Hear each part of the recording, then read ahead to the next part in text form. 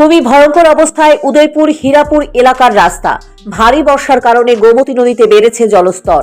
এর ফলে হীরাপুর এলাকার সড়ক পথটি নদীগর্ভে তলিয়ে গেছে। সোমবার রাতে ঘটেছে এই ধরনের ঘটনা।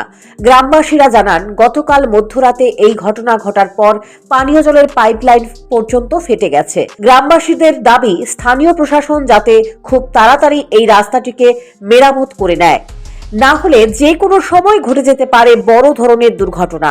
কারণ যেভাবে গোমতী নদীতে জলস্তর বেড়েছে, এর ফলে মহারানী এলাকার এই হীরাপুর রাস্তাটি রীতিমতো মরণ ফাঁদে পরিণত।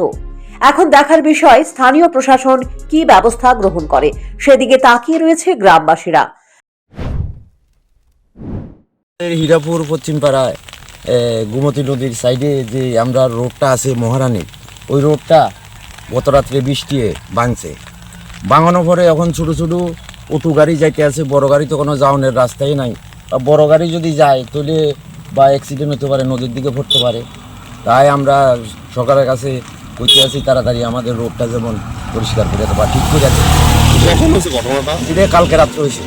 আচ্ছা, পানীয় জলে কি কোনো অসুবিধা হয়েছে? পানীয় জলের অসুবিধা তো খাওয়ানোর জলের রাস্তা বদ্ধ হয়ে গেছে। এখন তো এইদিকে যারা আছে পাইপ লাইন ভাঙছে, তারা তো খাওয়ানোর কোনো জলে পাইতো না।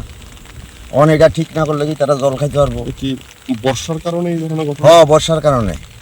এবারই প্রথম না, এর আগে হয়েছিল? না, এর আগে ছোট্ট টুকটাক হয়েছিল, এবারতে বড় এমন হয়েছে না, এটাই বড়। Bureau report, news prime Tripura.